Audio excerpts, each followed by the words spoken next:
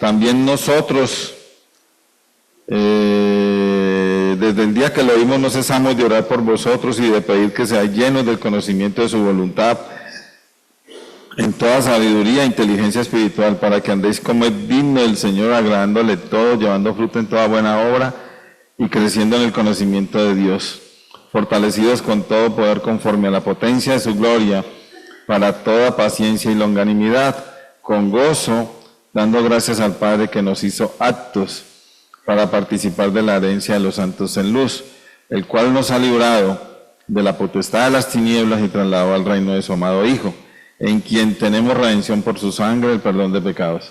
De nuevo, Señor, gracias te damos. El abrir las Escrituras es un privilegio, Señor. Nosotros estamos aquí hoy con ese gozo de saber, Señor, que podemos congregarnos, que estamos juntos, que podemos alabarte y glorificarte, que en nuestro pensamiento estás como el único y verdadero Dios, como el grande Dios, como el sabio Dios, como el único Dios que debemos adorar, debemos seguir, debemos alabar al único Dios al que nos debemos entregar.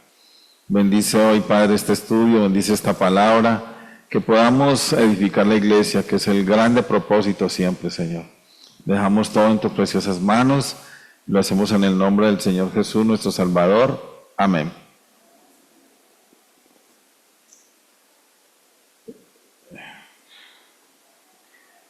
Hemos estado mirando algunos puntos importantes en este primer capítulo de Colosenses.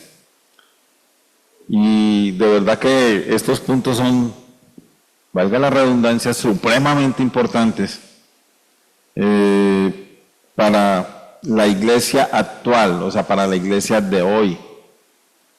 Lógicamente, todos los años, todo el tiempo, el Nuevo Testamento se ha escrito para eso, sobre todo las 13 cartas de Pablo.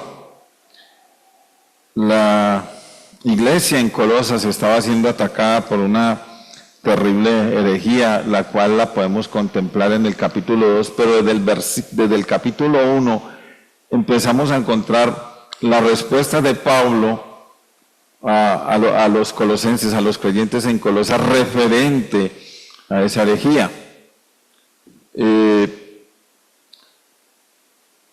Había filosofías traídas por los gnósticos. Cuando yo estaba joven estuve en algún grupo gnóstico, pero no me quedé ahí. Tengo algunos familiares que caminan ahí. Y había filosofías traídas por el gnosticismo. Recuerdan que allá en capítulo dice filosofías, que nadie os engañe por medio de filosofías y ruecas sutilezas. Pero también habían judaizantes que querían llevar la circuncisión a la iglesia. Cuando en una iglesia, en esos tiempos, se dejaba entrar la circuncisión, ese era el inicio para que entraran otras cosas de la ley. Entonces, la filosofía decía, sí, es verdad, Cristo, pero debe ser Cristo más el conocimiento, un conocimiento más alto, un conocimiento adicional extremo. Necesitamos algo más. Los judaizantes decían, Cristo, necesitamos a Cristo, pero también las obras. Entonces, ellos estaban haciendo referencia a las obras de la ley. Como dije ahora, si los dejaban entrar por medio de la circuncisión, luego iban a pedir ahí en el capítulo dice, ellos todo lo que querían hacer, aún culto a los ángeles. La filosofía y los judaizantes, o el gnosticismo y los judaizantes, concluían que Cristo no era suficiente. Esa era la conclusión de ellos. Cristo no era suficiente, que era Cristo y algo más. Pero La respuesta del apóstol Pablo es que Cristo es supremamente suficiente. Él es el supremo Dios, que el Señor Jesucristo es la cabeza de la iglesia. Está en el capítulo 1, versículo 19. Cristo es la cabeza de la iglesia, que es versículo 18, perdón. Pero también es la cabeza de toda la creación. Luego lo vamos a ver a partir del versículo 15. Él está por encima de todo, estuvo en toda la creación, inclusive está por encima de las potestades, está por encima de lo que queramos pensar. Entonces la respuesta de Pablo es: Cristo es suficiente. Cristo es suficiente. Ahora voy a hacer un breve repaso de lo que hemos visto hasta ahora. Y debemos pensar en cuántas cosas nos enseña a través de la carta de los Colosenses a la iglesia hoy. Pablo empieza dando gracias por tres cosas. Bueno, él se presenta, Pablo apóstol, y una de las cosas más importantes de su presentación está hablando de la autoridad que no puede dudar la iglesia como la que él tenía como apóstol. Dice: por la voluntad de Dios y del Señor Jesucristo, y nombra a su hijo en la fe, Timoteo, que seguramente estaba a su lado. Pero luego él hace una acción de gracias maravillosa y da gracias por algo que pasaba en la iglesia en Colosas, tres cosas especiales. La primera, la fe en Cristo. Y yo creo que si hay algo maravilloso y que debe estar en una iglesia, es la fe en Cristo, no puede cambiar. Entonces, un día nosotros pusimos nuestra fe en el Señor Jesucristo para salvación, pero aquí nos habla de una fe permanente, constante, una fe diaria, como nos dijo un anterior hermano que se paró acá, una vida consagrada a Dios. Esa fe en Cristo debe ser diaria, en todo tiempo. También él resalta otra acción de gracias, es el amor por los santos, y la fe diaria en el Señor Jesucristo nos permitirá amarnos unos a otros, amar a nuestros hermanos en Cristo. Y los colosenses sí que eran ricos en ese amor unos por otros, porque eso es lo que él dice: doy gracias por el amor que tienen unos por otros. Y aquí quiero hacer un pequeño paréntesis que no lo tenía considerado, pero esta mañana, hoy, en la agenda aparezco en la puerta, en la cena, recibiendo a los hermanos, acomodando los carros, las motos, pero de corazón me gusta estar acá, en la cena, compartiendo la cena. Pero hoy fue un día diferente para mí. Hoy disfruté de estar en la puerta, le vi la cara a los hermanos, vi mucho amor, vi mucho gozo, vi mucha alegría. Me hicieron reír allá atrás, yo no sé si mis carcajadas se oían hasta acá, pero disfruté esta mañana en la puerta recibiendo a los hermanos. Podía ver el amor, pude hablar con algunas cosas. Y entonces, la iglesia en Tuluá goza del amor unos por otros. Estámonos contentos. Y una tercera cosa por la que Pablo da gracias es porque la iglesia en Colosas es rica en esperanza. Y esta esperanza, recordemos que llegó a través del Evangelio, lo que dice el capítulo 5, como también a nosotros teníamos unas falsas esperanzas antes de ser creyentes. ¿Cierto? Teníamos de pronto metas terrenales, pero no espirituales. De hecho, casi que puedo pensar que muchos de los que estamos aquí no teníamos ninguna meta, o mejor, no teníamos esperanzas. Pero al llegar Cristo a nuestras vidas, la vida nos cambió y comenzó, desde el mismo instante que creímos en Él, comenzamos a tener esperanza. La iglesia actual debe tener estas características: su fe en Cristo, el amor por los hermanos y la maravillosa esperanza. Ahora, El versículo 6 nos habla del Evangelio y su naturaleza. El Evangelio, y una de las cosas que el apóstol nos dice es que va por todo el mundo. Bueno, en esa época quizás era, de pronto digo yo, más pequeño, la palabra mundo de pronto era un territorio más pequeño, pero ahora, ¿qué podemos pensar? El Evangelio ha llegado a todo el mundo, ha llegado a China, que es impenetrable, y ha llegado a tantos países a pesar de la persecución. El Evangelio va por todo el mundo produciendo fe, pero produciendo también fruto y crece.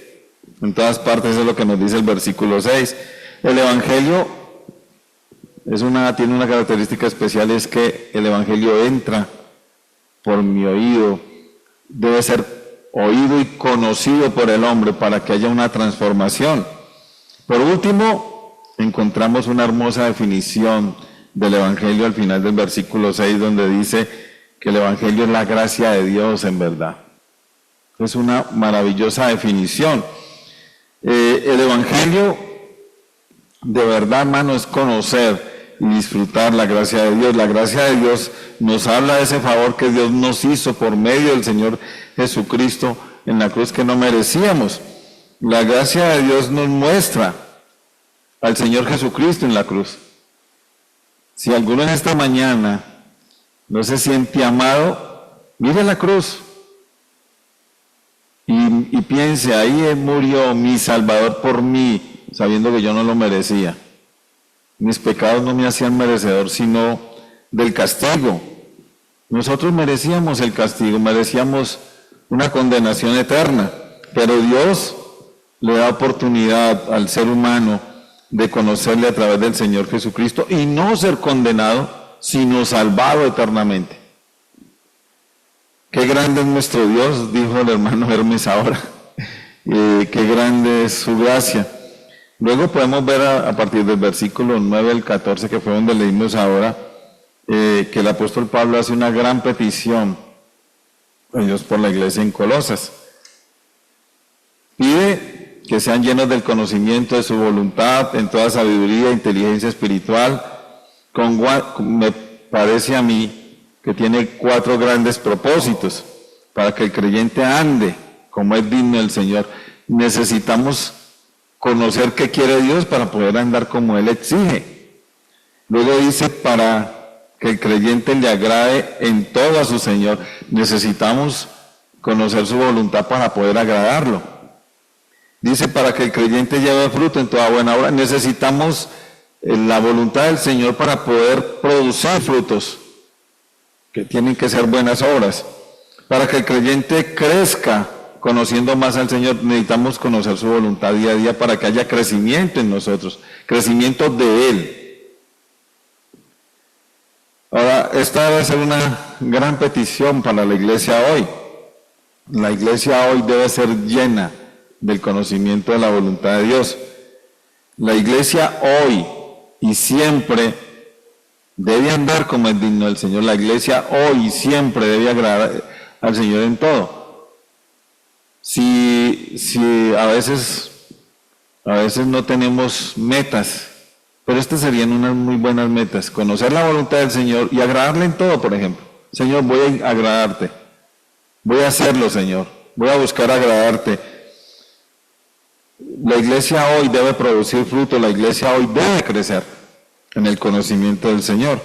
Ahora, todo este proceso tiene como resultado ser fortalecidos con todo poder. Este es un proceso, si ustedes miran desde el versículo 9 y 10, es un proceso hermoso, es un proceso maravilloso por el cual debemos pasar todos los creyentes. Pero este tiene un resultado: fuerza, vigor, ser fortalecidos para unos propósitos también que necesitamos. Entonces, el ser fortalecidos con todo poder tiene propósitos o frutos. Ahora, ya vimos en un estudio anterior que los propósitos son para toda paciencia. Y esta palabra paciencia ahí tiene que ver con estos asuntos o acontecimientos difíciles, es decir, la reacción nuestra de creyentes ante acontecimientos difíciles. Ahora, para toda longanimidad, esta tiene que ver con la reacción nuestra ante las personas difíciles. Entonces, en el camino cristiano, en el camino del Señor, de creyentes, vamos a encontrar muchas personas difíciles, aún en la misma iglesia. A veces vamos a encontrar personas difíciles, pero no hablemos de la iglesia, a veces vamos a encontrar personas ofensivas, altivas, soberbias, personas que nos rechazan por seguir a Cristo. ¿Cómo les parece que yo estaba tratando de recordar si alguna vez me habían tirado la puerta en la cara? Y no sé si de pronto de niño me lo pasó conmigo en algún momento, no lo puedo recordar. Pero en esta semana sí pasó. A alguien se le ocurrió, un señor vecino mío, se le ocurrió ponerme tema y apenas empecé a hablarle no le gustó lo que yo le dije y lo que hizo fue tirarme en la puerta. Pero lo que más me gustó fue que no me molestó. Inmediatamente tomé una decisión y es orar por ese hombre. Porque es una persona difícil. Orar por ese hombre. En otro tiempo de pronto no me hubiera gustado, pero el Señor hizo su obra. Ahora, el ser fortalecidos con todo poder produce otros dos frutos adicionales que trataremos de ver hoy. Versículo 12 dice, con gozo, dando gracias al Padre que nos hizo aptos para participar de la herencia de los actos de los santos en luz. Ahora, después de este grande proceso, que empieza con ser llenos del conocimiento de su voluntad, que además nos lleva a 4 grandes propósitos, esto da como resultado el ser fortalecidos con todo poder, versículo 11. Ahora, fortalecidos tiene que ver, como dije ahora, con vigor, fuerza, también con capacitación. Fortalecidos tiene que ver con la capacitación que Dios hace en nosotros. Y la palabra poder aquí es muy importante porque esta palabra tiene que ver netamente con el Espíritu Santo, con la obra del Espíritu Santo en la vida del creyente. Ustedes recuerdan, y creo que el hermano en esta semana lo citó, no sé si fue en uno de los estudios, un domingo por la mañana o en uno de los estudios que él está haciendo, él citó Hechos 1.8. Hechos 1.8 dice, pero recibiréis, ¿qué recibiréis? Poder, cuando venga sobre vosotros el Espíritu Santo, o cuando haya venido sobre vosotros el Espíritu Santo. Ahora, hago otro paréntesis pequeño. ¿Sabían ustedes que este es el versículo que me impresiona, que me impacta? Y no quiero ofender a ninguno, pero que me parece el versículo más importante de Hechos, es como el punto de partida para la iglesia, para el creyente. Es el versículo que más me gusta, porque y recibiréis poder cuando venga sobre vosotros el Espíritu Santo y me seréis testigos. Ahí es donde me impacta. Y yo quiero que en esta mañana estemos gozosos de ser testigos del Señor, testigos de Cristo. El ser fortalecidos con todo poder tiene como fruto 4 cosas que ya les dije: paciencia, longanimidad, gozo y agradecimiento o gratitud. En este proceso vamos a tener, nos va a ayudar con el gozo. Vamos a mirar por qué, hablamos un poquito del gozo. El gozo, cualquiera podría definir el gozo de una manera fácil, pero pongámosle una definición fácil: una alegría profunda y duradera. Una alegría que nos sale de acá de las entrañas. A pesar de las circunstancias, nos gozamos en el Señor. En este estudio recordé al rey David. En el Salmo 51, 12, parte A dice: vuélveme el gozo de tu salvación. Estaba preocupado por el gozo. El gozo estaba ahí, pero por causa de su pecado David había embolatado su gozo. y clama a Dios después de pedirle perdón que se lo devuelva. Y es que el pecado sí es tremendo, ¿cierto? El pecado nos quita esa alegría momentáneamente mejor. Nos quita esa alegría. El pecado a veces nos pone tan tristes, pero el gozo está ahí para echarle mano.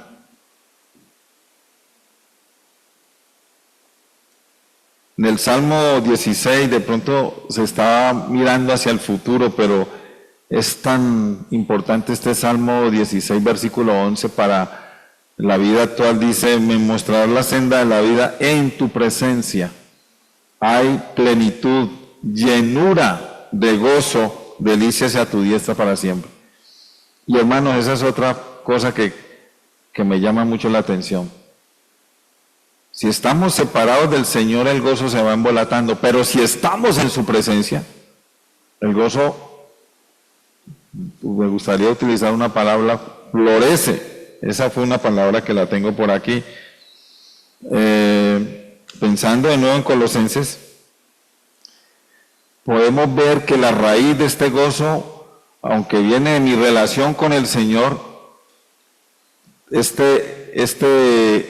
la voluntad de Dios produce un gran gozo en el creyente. Hacer la voluntad, conocer la voluntad, debe producir en nosotros un gran gozo. Si nos fijamos en los propósitos de conocer y hacer la voluntad del Señor, andar como es digno del Señor, yo creo que debe producir gozo en nosotros. Si andamos como es digno de Él, tenemos una sonrisa, una alegría. Si agradamos al Señor, pues vamos a tener mucho gozo. Si llevamos fruto en toda buena obra, nos vamos a estar llenos de gozo. O crecer en el conocimiento de Dios. Cuando uno empieza la vida cristiana, y digo cuando, no sé si decirlo, de pronto no serían las palabras, pero digamos que una conversión genuina, real, verdadera, que comience esta carrera, esta profesión que tenemos de ser creyentes, lo que más queremos es conocer, es saber del Señor. Si alguno no está ahí, comience ya esta carrera. Querer conocer al Señor, saber más de Él. Y ojo, como no enfocarnos en que el conocimiento es todo lo que yo necesito. No, el conocimiento es para, ya hablamos, para agradarle, para andar como es digno de Él, para producir fruto. Conocimiento es para tener una relación firme con el Señor. Crecer en el conocimiento de Dios sí que nos llena de gozo. Y también hago otro paréntesis. ¿Cómo nos gozamos los domingos cuando hay discipulado a las 8:30 de la mañana? Nos hemos gozado aprendiendo, conociendo más, sabiendo más cosas del Señor.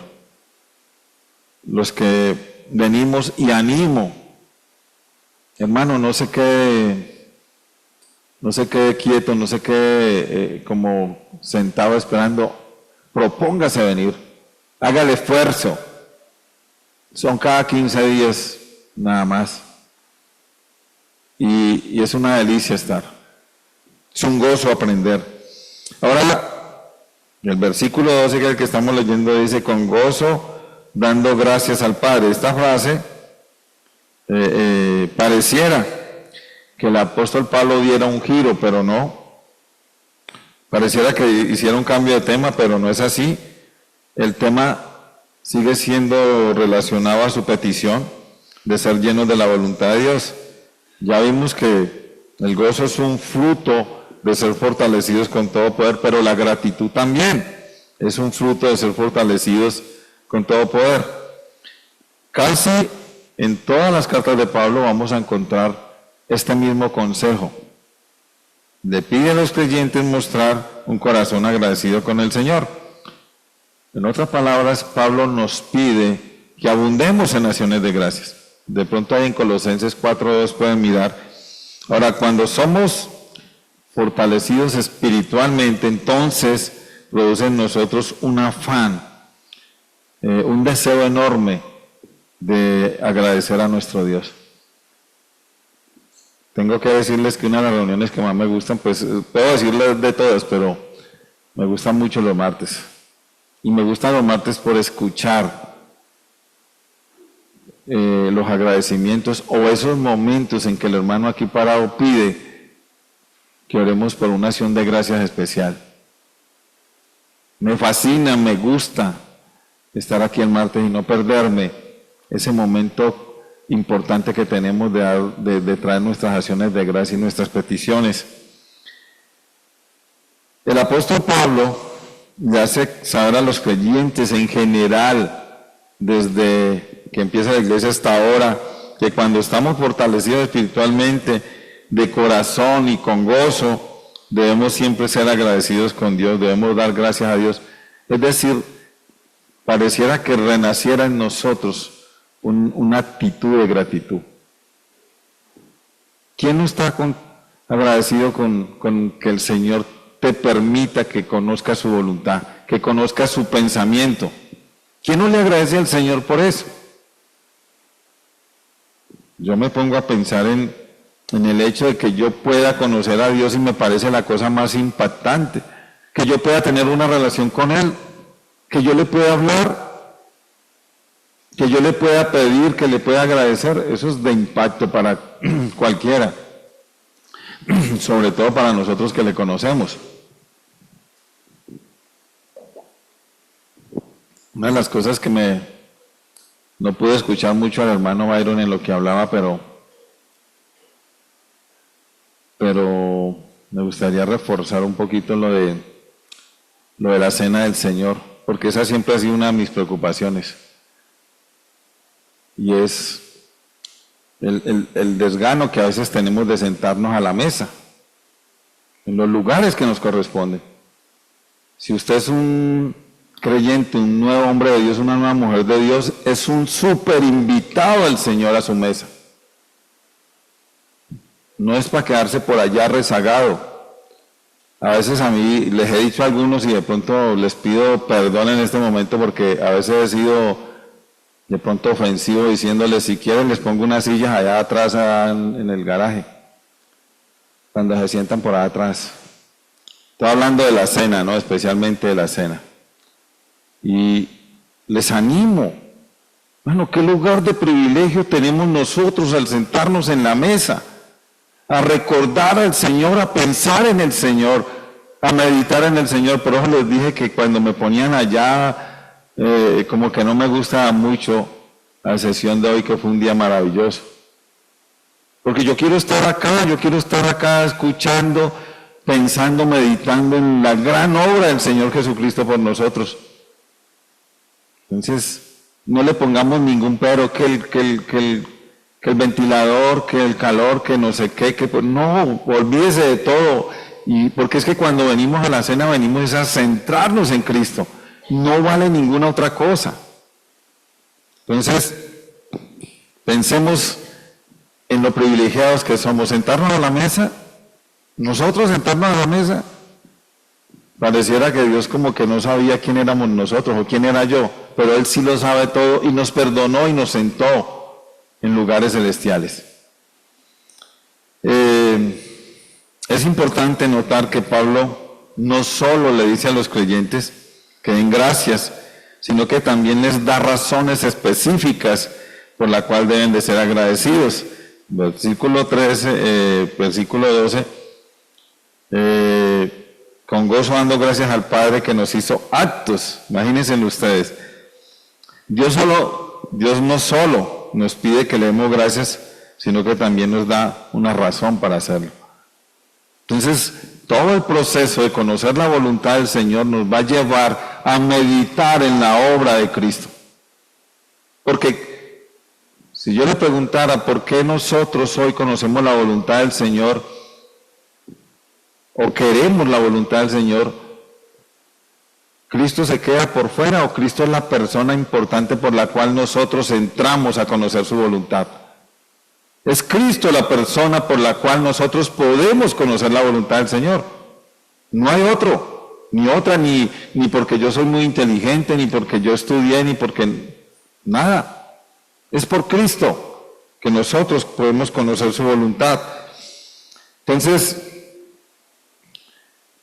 este proceso, hermanos, de hacer la voluntad o de ser llenos de la voluntad de Dios es tan importante que termina enseñándonos a darle gracias a Dios por algo bien importante, quizás lo más importante, la obra del Señor Jesucristo en nosotros. La obra del Señor Jesucristo en nosotros.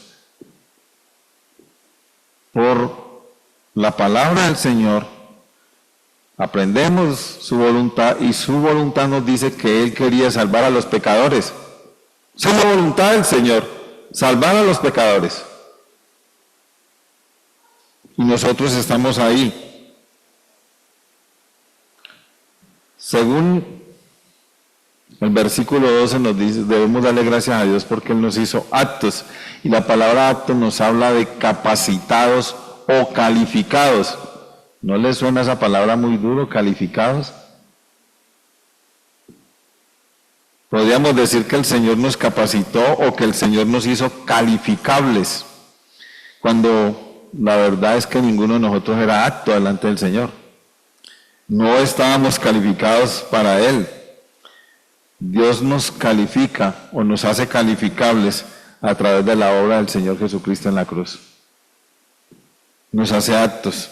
Sin el Señor Jesucristo, todos los seres humanos estarían muy calificados, pero para recibir la ira divina, o la ira venidera, como dicen tesalonicenses, o en otras palabras, la condenación eterna. Todo hombre sin Cristo sí está calificado, pero para irse al infierno. Todo ser humano sin Cristo, pero ¿qué hace el Señor? Nos hace aptos, nos capacita. ¿Para qué? Él dice, para participar de la herencia de los santos en luz.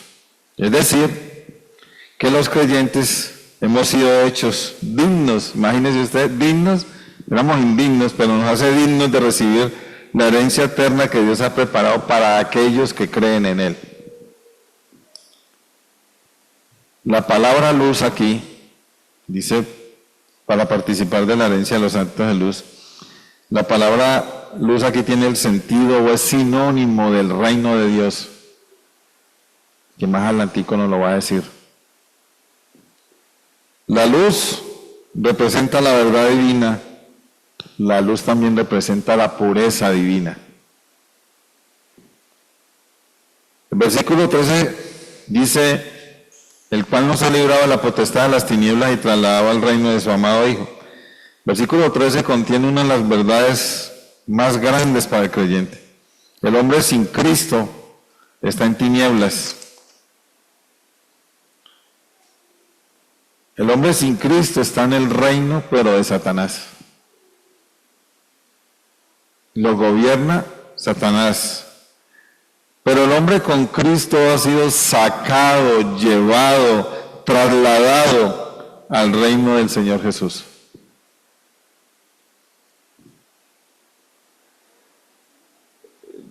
Nosotros en este momento podríamos decir, no, pero es que no estamos en el reino, estamos en el reino del Señor en posición, estamos posicionados como ciudadanos del reino de Dios. Esta mañana, si alguno está pensando que no, siéntese importante hoy, ciudadano del reino. ¿Se acuerdan lo que dice Mateo 6:33? Busca primeramente el reino de Dios y su justicia. Y nosotros ya en posición estamos en el reino. Pero todos los días debemos recordar que somos ciudadanos del reino para vivir una vida digna delante del Señor. Todos los días debemos meditar, buscar primeramente el reino de Dios, porque, bueno, el versículo lo dice claramente, el reino de Dios y su justicia. O sea, vivir una vida justa buscar los hechos justos de Dios y todo lo demás, y todas estas cosas o todo lo demás será añadido. Lastimosamente a veces andamos buscando la añadidura y no vivir como ciudadanos del reino. El versículo 14 dice, en quien tenemos redención por su sangre, el perdón de pecados. Y este versículo es fácil de entender, ¿cierto? En el Señor Jesucristo somos rescatados. Y la palabra redención nos habla de un pago que se hace para rescatar o sacar a una persona de la esclavitud. Entonces en el Hijo somos rescatados, tenemos redención y el precio que pagó el Señor Jesucristo fue su sangre. Tenemos redención por su sangre, dice el versículo. La sangre, además, por medio de su sangre que nos habla perfectamente del sacrificio del Señor, hemos sido perdonados, absueltos, declarados inocentes. Increíble, ¿cierto? Lo que el Señor hace. Es increíble. Increíble lo que el Señor hace. Conclusión, con gozo, demos gracias a Dios. Razones para estar gozosos tenemos muchas. Razones para estar agradecidos tenemos suficientes. Vuelvo a repetir las que encontramos aquí. Nos hizo aptos, herederos, nos libró de la potestad de las tinieblas, nos trasladó al reino de su amado Hijo. Hemos sido rescatados, redimidos por su sangre, hemos sido perdonados de nuestros pecados. Diríamos 6 suficientes razones para tener mucho gozo y un corazón lleno de gratitud hacia nuestro gran Dios. Amado Padre, te damos gracias en esta mañana por este privilegio que nos das, de nuevo, Señor, de abrir las Escrituras, meditar en esta porción tan impresionante, tan impactante, tan importante para nosotros hoy. Padre, nos recuerdas cuán importante es tu voluntad y es necesario conocer tu voluntad para vivir una vida de obediencia delante tuyo, Señor. Pero Padre, cada cosa que aprendemos tiene consecuencias. Cada cosa que nos muestras tiene consecuencias gratas para nosotros. Te alabamos, Señor, y te glorificamos y te exaltamos. En el nombre del Señor Jesús colocamos este resto de día. Te agradecemos, te pedimos por la reunión en la noche, la predicación del Evangelio. Oramos para que muchas personas puedan llegar al conocimiento de la verdad, al conocimiento de esa gracia verdadera. Te agradecemos, pues, en el nombre del Señor Jesús lo hacemos. Amén. Muchas gracias, mis hermanos.